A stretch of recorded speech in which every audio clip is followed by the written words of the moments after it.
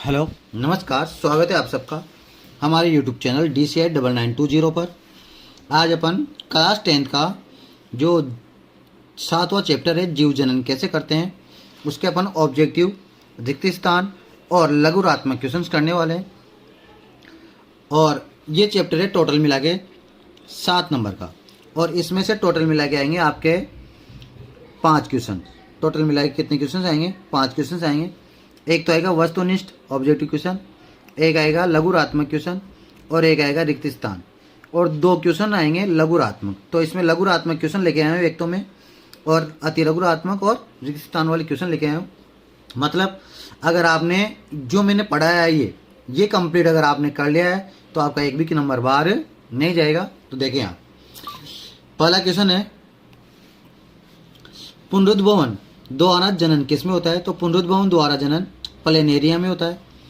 Hydra में जनन किस विधि द्वारा होता है? तो हाइड्रा में जनन मुकुलन विधि द्वारा होता है। प्लाज्मोडियम में जनन किस विधि द्वारा होता है? तो ये आपको सबको पता है, बहुविखंडन द्वारा होता है।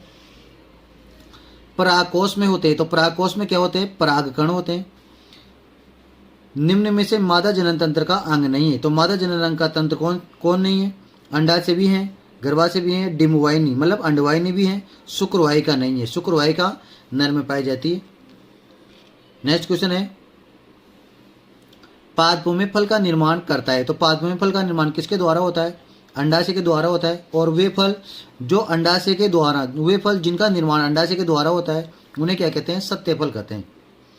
आपसे क्वेश्चन पूछा जा सकता है सत्य फल किसे कहते हैं?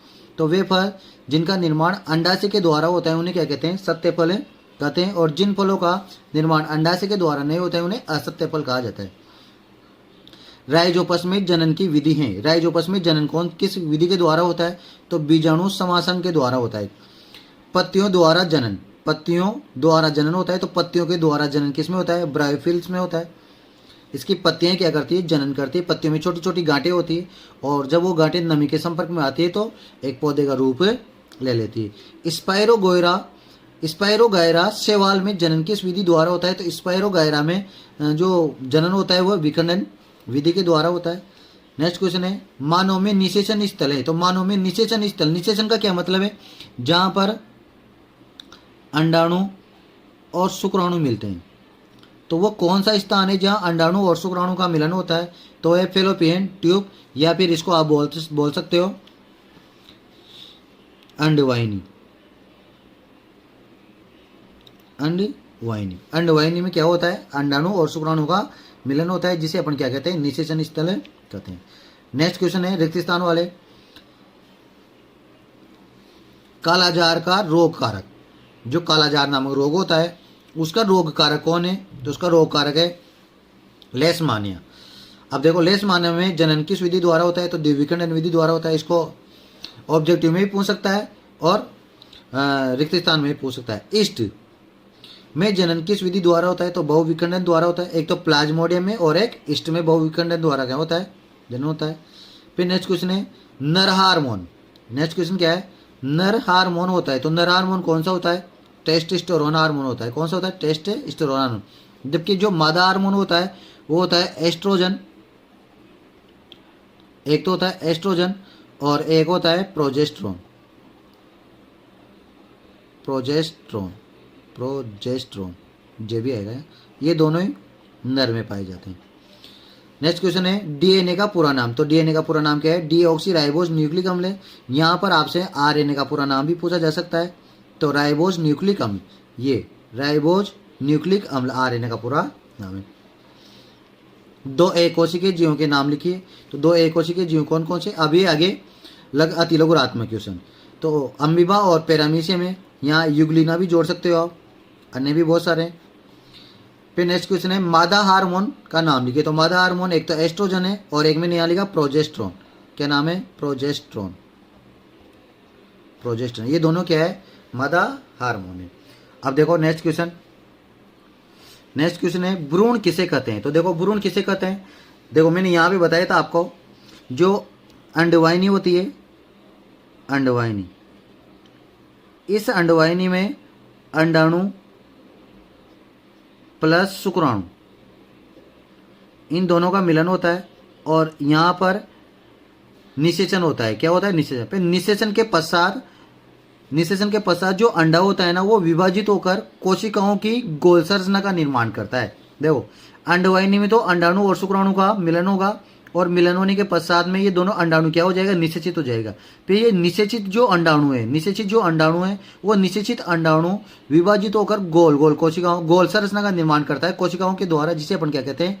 भ्रूण कहते हैं। तो देखो, निषेचित अंडा विभाजित होकर कोशिकाओं की गोल संरचना का निर्माण करता है या बनाता है, जिसे अपन क्या कहते हैं? भ्रूण कहते हैं। नेक्स्ट क्वेश्चन है, अधिवर्षण का क्या कार्य है? तो देखो, अधिवर्षण क्या करता है? शुक्राणुओं को पोषण प्रदान करता है। देखो, एक तो है वर्षण, तो वर्षण तो क्या करता है? शुक्राणुओं का निर्माण करता है। शुक्राणुओं का क्या करता है? निर्माण। और शुक्राणुओं का निर्माण होने के पश्चात जो अधिवर्षण है उनको क्या करता है? पोषण प्रदान करता है। नेक्स्ट क्वेश्चन है, यौन संचारित रोग किसे कहते हैं? मतलब यौन रोग किसे कहते हैं? यौन संचारी रोग किसे कहते हैं? और नाम लिखिए। तो यौन संचारी रोग किसे कहेंगे?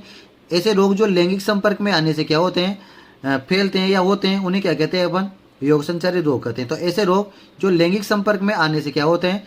फैलते हैं या होते हैं, उन्हें क्या कहते हैं? यौन संचारी रोग कहते हैं। और इसमें सबसे इंपॉर्टेंट है एड्स, बाकी आप याद रख सकते हो, गोनेरिया और सिफिलिस।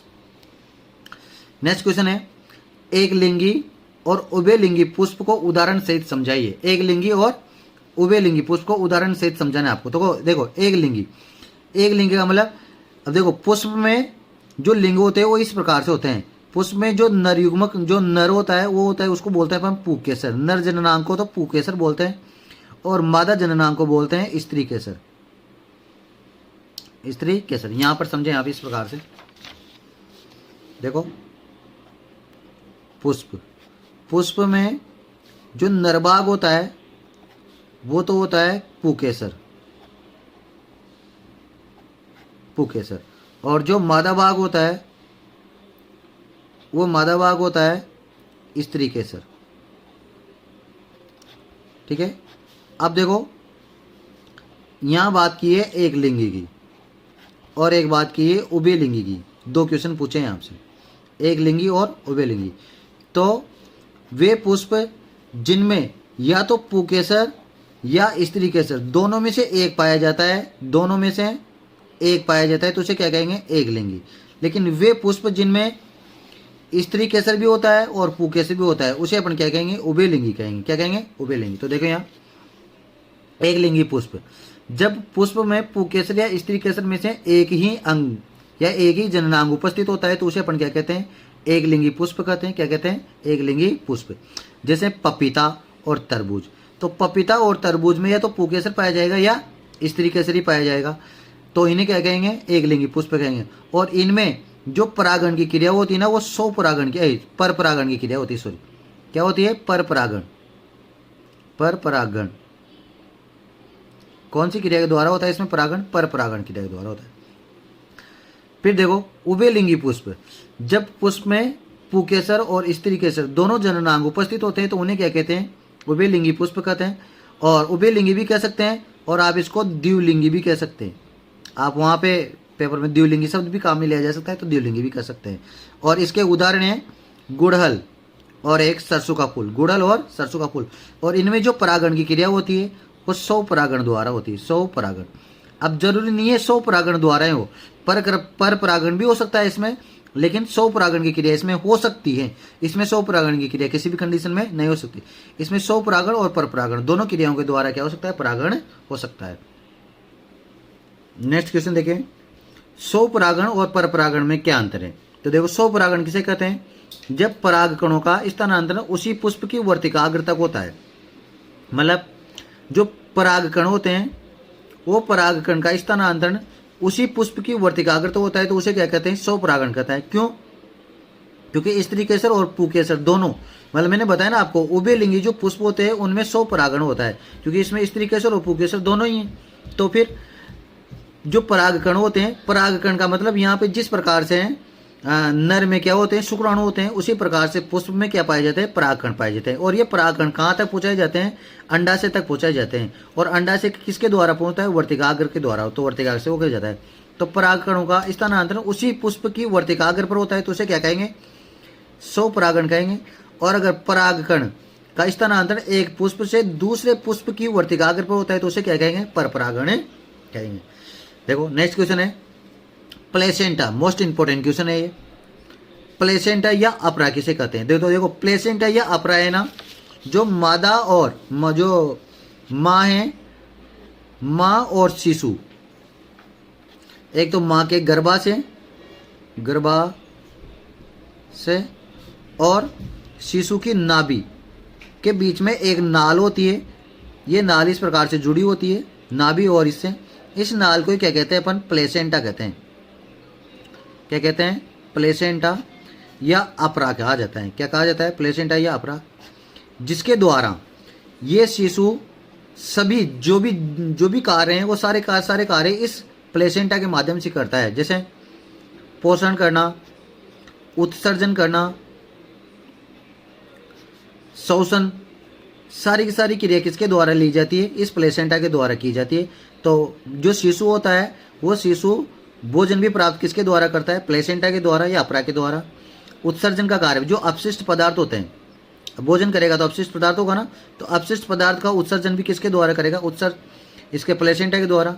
और शोषण, श्वास लेगा तो शोषण की क्रिया भी किसके द्वारा? प्लेसेंटा के द्वारा करता है।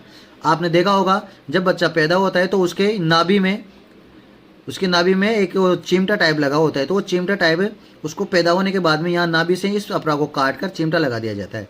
तो इसी को क्या कहते हैं अपन? अपरा या प्लेसेंटा कहते हैं। तो देखें आप, भ्रूण एक विशेष संरचना द्वारा माँ के गर्भाशय की भित्ति से जुड़ा होता है, जिसे क्या कहते हैं अपन? प्लेसेंटा कहा जाता है। माँ के रक्त से, देखो इसका क्या क्या कार्य है? माँ के रक्त से भ्रूण को पोषण प्रदान करना, अर्थात ये पोषण भी किसके द्वारा? प्लेसेंटा के द्वारा प्रदान करता है। और अपशिष्ट पदार्थों का उत्सर्जन करना, अपशिष्ट पदार्थों का उत्सर्जन भी प्लेसेंटा के द्वारा करता है। और शोषण, जो शोषण की क्रिया है वो भी किसके द्वारा करता है? ये प्लेसेंटा के द्वारा ही करता है।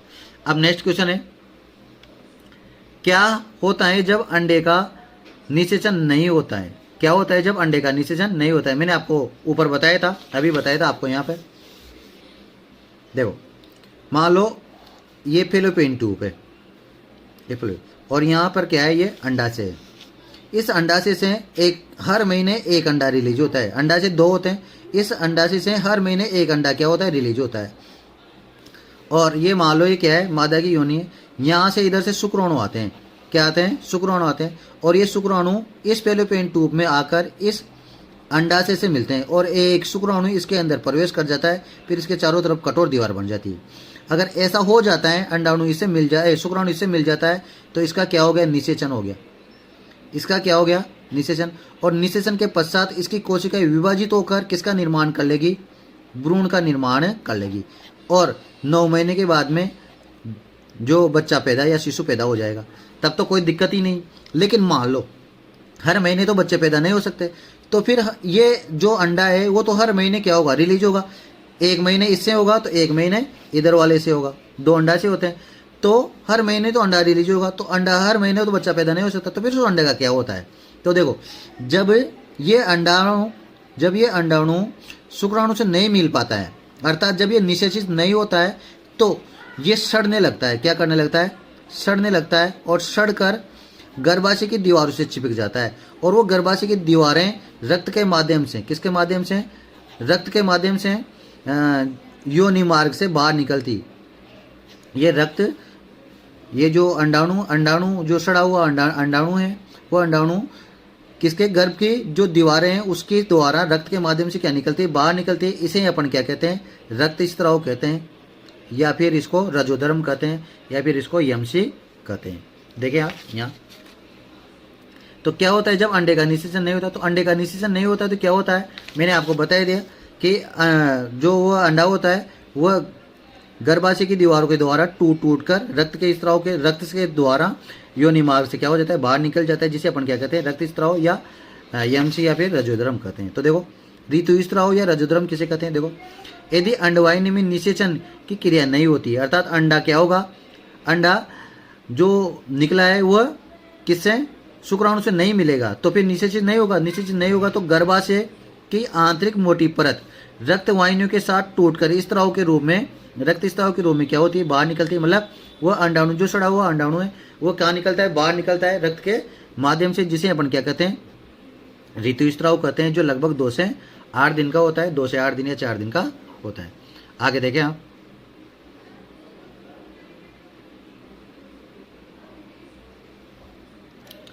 नेक्स्ट क्वेश्चन है, गर्भ निरोधक युक्तियां कौन कौन सी हैं। देखो, गर्भधारण को रोकने के लिए जो युक्तियां काम में ली जाती है, जिन्हें क्या कहते हैं, गर्भ निरोधक युक्तियां कहा जाता है, उपकरण कहा जाता है। इसको आप इस प्रकार से समझें।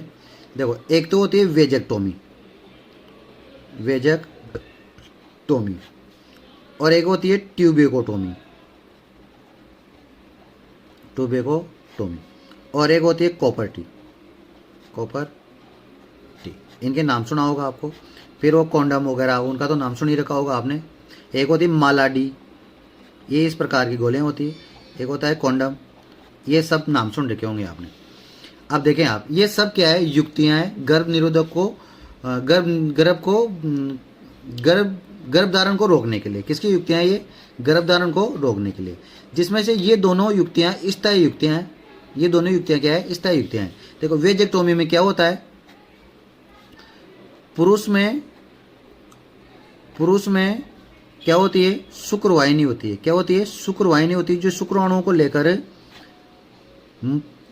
को लेकर मूत्र मार्ग तक लेके जाती है। तो जो ये शुक्रवाहिनी होती है ना, तो ये शुक्रवाहिनी को क्या करते हैं, डॉक्टर इस शुक्रवाहिनी को काट कर धागे से बांध देते हैं।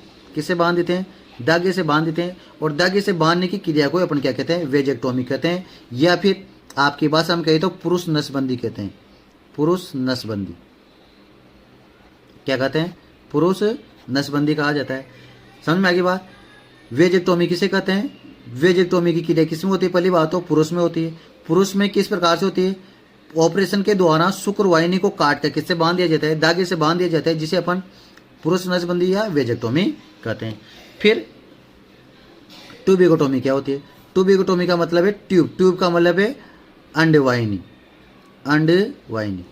डॉक्टर क्या करते हैं, इस अंडवाहिनी को ऑपरेशन के द्वारा काटकर और धागे से बांध देते हैं। जब इसको काटकर धागे से बांध देते हैं तो अंडाणु है वो अंडाणु शुक्राणु से नहीं मिल पाता है, और जब इसको धागे से बांध देते हैं तो शुक्राणु बाहर नहीं निकल पाते। तो अंडवाहिनी को काटकर धागे से बांध देने की जो क्रिया है उसे अपन क्या कहते हैं, ट्यूबेकोटोमी कहते हैं, या फिर इसको महिला नसबंदी कहते हैं। क्या कहते हैं, महिला नसबंदी कहा जाता है। तो दो तो ये होगी।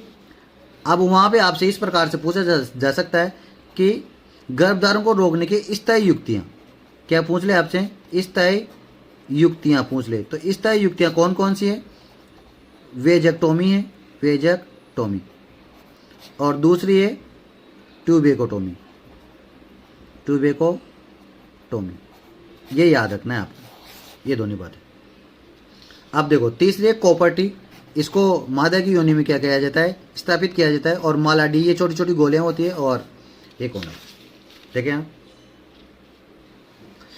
गर्भधारण को रोकने के लिए निम्न युक्तियां काम में ली जाती है। पहली, वेजेक्टोमी, नर में शुक्रवाहिनी को धागे से बांध दिया जाता है, जिसे शुक्राणु का स्थानांतरण रुक जाता है। ट्यूबेक्टोमी, मादा में अंडवाहिनी को धागे से बांध दिया जाता है, जिसे अंड गर्भाशय तक नहीं पहुंच पाता है। कॉपर्टी या लूप भी से कहते हैं। इसमें लूप को गर्भाशय में क्या कर दिया जाता है, स्थापित कर दिया जाता है। फिर देखो, नेक्स्ट क्वेश्चन है, गर्भ निरोधक युक्तियां अपनाने के क्या क्या कारणों से थे। तो गर्भ निरोधक युक्तियां अपनाने का क्या क्या कारण है। पहली बात तो, जो अनचाहा गर्भ को रोका जा सकता है, जो अनचाहा गर्भ है उसको क्या कर सकता है, रोका जा सकता है। दूसरा है, यौन संचारी रोगों से बचाव किया जा सकता है। यौन संचारी रोग जैसे एड्स हैं, गोनेरिया है, इन जैसे भारी भयानक रोगों से क्या किया जा सकता है, बचा जा सकता है। फिर देखो, नेक्स्ट क्वेश्चन है, नर जनन तंत्र में विभिन्न भागों को संक्षेप में समझाइए। नर जनन तंत्र के विभिन्न जो भाग है उनको आपको संक्षेप में समझाना है। तो देखिए, नर जनन तंत्र को आप संक्षेप में इस प्रकार से समझ सकते हैं। इसके जो मुख्य जो भाग हैं, पहला है वृषण, दूसरा है अधिवृषण, तीसरा है शुक्रवाहिनी, चौथा है शुक्राशय ग्रंथि, और एक ग्रंथि होती है प्रोस्टेट ग्रंथि, और एक होता है मूत्र मार्ग। मूत्र मार्ग, या फिर इसको मूत्र मार्ग या फिर मूत्र जनन मार्ग भी कह सकते हैं, मूत्र जनन मार्ग भी कह सकते हैं। अब देखो इनके क्या क्या कार्य हैं और इनको संक्षिप्त में कैसे समझा सकते हैं। देखो वर्षण सबसे पहले तो उदर गुहा के बाहर स्थित होते हैं। कहाँ स्थित होते हैं? उदर गुहा के बाहर स्थित होते हैं। उदर गुहा के बाहर स्थित क्यों होते हैं? क्योंकि वर्षण शरीर के टेम्परेचर पर नहीं रह सकते, इसलिए इनको उदर गुहा के बाहर रखा गया है। और ये एक जोड़ी होते हैं। संख्या में कितने होते हैं? 2 होते हैं। और इनके द्वारा शुक्राणुओं का निर्माण होता है, मुख्य कार्य है ये। इनके द्वारा किसका निर्माण होता है? शुक्राणुओं का निर्माण होता है। और इसके द्वारा जो नर हार्मोन है टेस्टोस्टेरोन, इसका भी निर्माण इसके द्वारा ही होता है। जो टेस्टोस्टेरोन क्या करता है? पुरुष में जो द्वितीयक लैंगिक लक्षण है उनको क्या करता है? ये प्रेरित करता है और शुक्राणु का निर्माण करता है। ये तो हो गया वर्षण। फिर अधिवर्षण क्या करता है? ये अधिवर्षण एक तो पहली बात तो नलिकाकार संरचना होती है। कैसी संरचना होती है? नलिकाकार संरचना होती है, जो क्या करता है? इन शुक्राणुओं को पोषण प्रदान करता है। क्या काम करता है? इन शुक्राणुओं को पोषण प्रदान करने का कार्य करता है। फिर शुक्रवाहिनी मतलब ले जाने वाली, तो ये क्या करेगी? शुक्र मतलब शुक्राणुओं को ले जाने वाले, तो शुक्राणुओं का क्या करती है? परिवहन करती है, जिनको कहाँ लेके जाती है? मूत्र मार्ग तक या मूत्र जनन मार्ग तक लेके जाती है। फिर देखो ये शुक्राशय और प्रोस्टेट, ये 2 प्रकार की ग्रंथि है जो एक तरल पदार्थ का क्या करता है? निर्माण करता है। तरल पदार्थ का क्या करता है? ये निर्माण करता है। और ये तरल पदार्थ शुक्राणुओं के साथ मिलकर वीर्य का निर्माण करता है। किसका निर्माण करता है? वीर्य का निर्माण होता है। ये तरल पदार्थ इन शुक्राणुओं को साथ मिलकर किसका निर्माण करते हैं? वीर्य का निर्माण करते हैं। और ये तरल पदार्थ ही हैं जो इन शुक्राणुओं को तैरने में क्या करता है? मदद करता है। फिर मूत्र मार्ग या मूत्र जनन छिद्र किसे कहते हैं? तो ये मूत्र और शुक्राणुओं का क्या होता है? ये सामान्य मार्ग होता है। तो देखें आप इस प्रकार से यहाँ समझे। देखें आप सबसे पहले वृषण की बात करेंगे। तो देखो वर्षण इस प्रकार से होता है। ये वृषण है जो ये गर्भाशय क्या नाम है? उदर गुहा है, उदर गुहा के बाहर स्थित होते हैं। ये वृषण है जो एक जोड़ी होते हैं। कितने होते हैं? 2 होते हैं। वृषण कितने होते हैं? 2 होते हैं। और ये वृषण कोष है। ये क्या है? वृषण कोष है। और वृषण कोष के पास में ये यहाँ छोटी छोटी कुंडली नुमा आकृति दिखाई दे रही है, ये होते हैं अधिवर्षण होते हैं। क्या होते हैं? अधिवर्षण होते हैं। ये जो दिखाई दे रही है अधिवर्षण होते हैं। उनका काम क्या है? शुक्राणुओं का निर्माण करना। तो देखें आप उदर गुहा के बाहर एक जोड़ी होते हैं, मतलब 2 होते हैं। वृषण में शुक्राणुओं का निर्माण होता है, मतलब यहाँ पर शुक्राणुओं का क्या होता है? निर्माण होता है यहाँ पर वृषण में। फिर ये नर हार्मोन टेस्टोस्टेरोन का भी क्या करते हैं? निर्माण करते हैं। फिर इसके बाद में अब देखो शुक्राणु का निर्माण तो इसने कर दिया, वृषण ने। अब ये शुक्राणु अधिवर्षण ग्रंथि में जाएंगे। तो ये अधिवर्षण ग्रंथि क्या करती है? अधिवर्षण क्या करते हैं? एक नलिकाकार भाग होता है जो शुक्राणुओं को क्या करता है? पोषण प्रदान करता है। फिर शुक्रवाहिका, देखो ये शुक्रवाहिका है, ये यहाँ से ये शुक्रवाहिका जुड़ रही जो शुक्राणु मार्ग पे आ रही। देखो यहाँ से शुरू हो रही है और यहाँ से शुरू होकर और ये कहाँ तक आ रही है? मूत्र मार्ग तक आ रही है। लेकिन इसके बीच में देखो ये जो शुक्रवाहिनी है ना, इसके बीच में प्रोस्टेट ग्रंथि से और शुक्राशय ग्रंथि से जुड़ी हुई है इस प्रकार से। देखो तो ये प्रोस्टेट और ये शुक्राशय जो ग्रंथि है ना, ये यहाँ पर एक तरल पदार्थ का क्या करती है? स्त्राव करती है, जिसमें ये शुक्राणु मिल जाते हैं। और शुक्राणु मिलते ही उनको तैरने के लिए माध्यम प्रदान करते हैं। तैरने के लिए क्या करते हैं? माध्यम प्रदान करते हैं। तो देखें ये क्या है? एक नलिकाकार संरचना है। शुक्रवाहिनी क्या है? नलिकाकार संरचना है जो शुक्राणुओं का क्या करती है? परिवहन करती है इस प्रकार से। अब नेक्स्ट है शुक्राशय और प्रोस्टेट ग्रंथि, जो मैंने आपको बताई थी। एक तरल पदार्थ का क्या करती है? स्त्राव करती है, जो शुक्राणुओं के साथ मिलकर किसका निर्माण करती है? वीर्य का निर्माण करती है। और साथ में ये भी बात याद रखें, ये तरल पदार्थ ही हैं जो वीर्य के अंदर उपस्थित शुक्राणुओं को तैरने में क्या करते हैं? मदद करते हैं। तो देखो ये शुक्रवाहिनी यहाँ से निकलकर यहाँ से निकलकर यहाँ, देखो इधर तो ये शुक्राशय ग्रंथि से जुड़ रही है और इधर से ये प्रोस्टेट ग्रंथि से जुड़ी हुई है। फिर इसके बाद में मूत्र जनन मार्ग, तो ये मूत्र जनन मार्ग है पूरा का पूरा। ये क्या है? पूरा का पूरा मूत्र जनन मार्ग है, जो मूत्र और शुक्राणुओं के उत्सर्जन का क्या होता है? कॉमन मार्ग होता है या सामान्य मार्ग होता है। और ये मूत्राशय है यहाँ पर, ये मूत्राशय से यहाँ इस प्रकार से मूत्रा, देखो यहाँ से मूत्र और यहाँ से ये शुक्रवाहिनी, ये दोनों आकर यहाँ पर मिलती है इस जगह पर। और ये सीजन है पूरा, ठीक है। इस प्रकार से आप समझ सकते हैं। फिर नेक्स्ट क्वेश्चन देखें। नेक्स्ट क्वेश्चन है मादा जनन तंत्र। किसकी बात करेंगे अपन? मादा जनन तंत्र की बात करेंगे। देखो, मादा जनन तंत्र के विभिन्न भागों को संक्षिप्त में समझाइए। मतलब 2 नंबर का क्वेश्चन आना है तो इतना सा ही समझाना है आपको वहाँ पर। तो देखो, मादा जनन तंत्र के जो मुख्य मुख्य भाग है वो है, पहला अंडाशय है, फिर दूसरा है अंडवाहिनी, डिंबवाहिनी या इसको फेलोपियन ट्यूब भी कहा जाता है, फिर तीसरा है गर्भाशय और लास्ट है योनि। तो सबसे पहले अपन बात करते हैं अंडाशय की। तो देखो, मादा में 2 अंडाशय होते हैं। देखो, एक अंडाशय तो ये और एक अंडाशय ये। तो मादा में अंडाशय कितने होते हैं? 2 होते हैं, जो हर महीने एक अंडाशय का क्या करता है? रिलीज होता है। हर महीने एक अंडाशय क्या, एक अंडाणु क्या होता है? रिलीज होता है, मतलब उत्सर्जन होता है।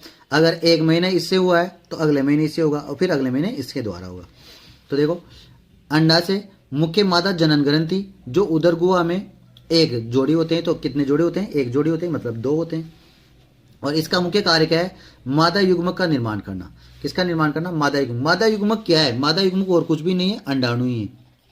अंडाणु, मादा युग्मक या अंडाणु का क्या करना? निर्माण करना। और साथ में जो मादा जनन हार्मोन है, जो मैंने आपको बताया एस्ट्रोजन और प्रोजेस्टेरोन का स्त्राव करता है। किस किस का स्त्राव करता है? एस्ट्रोजन और प्रोजेस्टेरोन का क्या करता है? स्त्राव करता है। फिर आगे देखो, अब देखो, इसके द्वारा अंडाणु का निर्माण होगा। या अब ये अंडाणु कहाँ जाएगा? ये फेलोपियन ट्यूब में जाएगा। ये फेलोपियन ट्यूब है। देखो, एक जोड़ी क्या होती है इसमें? फेलोपियन ट्यूब होती है, जिसको अपन अंडवाहिका या अंडवाहिनी भी कहा जाता है। तो देखो, ये नलिकागार संरचना होती है। देखो, नलिकागार संरचना है जिसमें निषेचन की क्रिया होती है। मतलब अंडाणु और शुक्राणु आकर कहाँ मिलते हैं? यहीं मिलते हैं। देखो, यहां से तो अंडाणु और ये योनि मार्ग है इधर। देखिए आप ध्यान से, ये तो होगी अंडवाहिनी और ये योनि मार्ग। इस योनि मार्ग के द्वारा यहां से शुक्राणु छोड़े जाते हैं। यहां से शुक्राणु छोड़े जाते हैं ये, और ये शुक्राणु यहां से होते हुए कहाँ आते हैं? तैरते तैरते, किस में तैरते तैरते? उस तरल पदार्थ में जो प्रोस्टेट ग्रंथि और शुक्राशय ग्रंथि के द्वारा छोड़ा गया था। तो वहां से तैरते तैरते तैरते कहाँ आते हैं? यहाँ आते हैं। और यहाँ जो अंडाणु होता है, इस अंडाणु के साथ मिलकर और निषेचित हो जाते हैं। क्या हो जाते हैं? निषेचित हो जाते हैं। तो आपसे पूछे कि निषेचन की क्रिया कहाँ होती है? तो फेलोपियन ट्यूब में होती है। कहाँ होती है? फेलोपियन ट्यूब में। तो समझ में आ गई होगी आपको। तो देखो, आप क्या क्या लिख सकते हो वहां पर कि एक तो ये लिख सकते हो भाई, ये जो अंडवाहिनी है नलिकाकार संरचना होती है, और मनुष्य में या फिर मादा में इनकी संख्या कितनी होती है? 2 होती है, एक जोड़ी होती है। और यहाँ पर क्या होता है? एक तो ये अंडाणु का परिवहन करती है, पहली बात तो अंडाणु का क्या करती है? परिवहन करती है। और दूसरी बात, अंडाणु का निषेचन भी कहाँ होता है? यहीं पर होता है। ये बातें आप इसमें लिख सकते हो।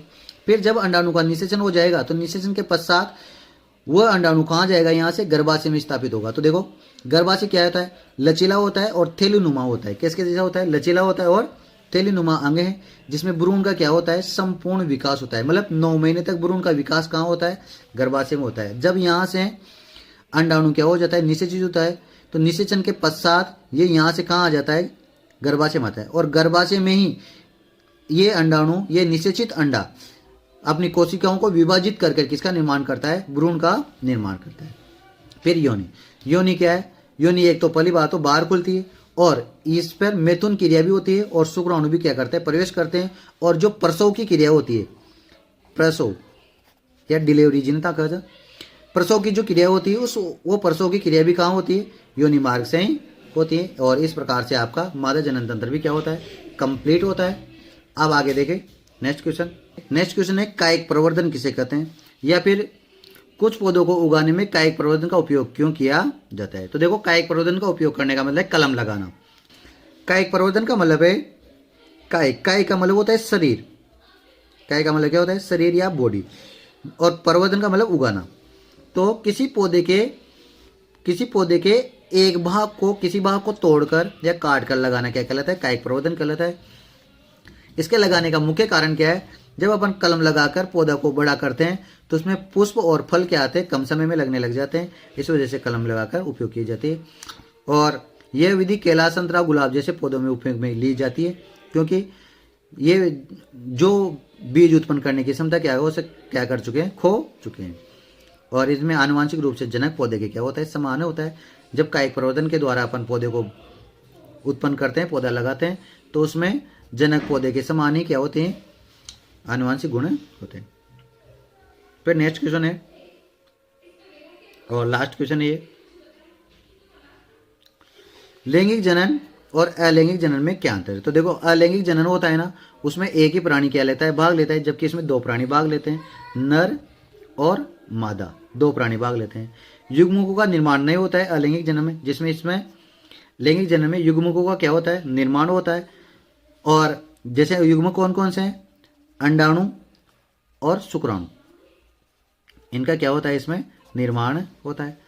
और ये आनुवांशिक रूप से जनक के क्या होते हैं, समान होते हैं, जबकि ये आनुवांशिक रूप से जनक से क्या होते हैं, भिन्न होते हैं, जैसे अम्बेबा, हाइड्रा, पादप और जंतु, इसमें याद रख सकते हो।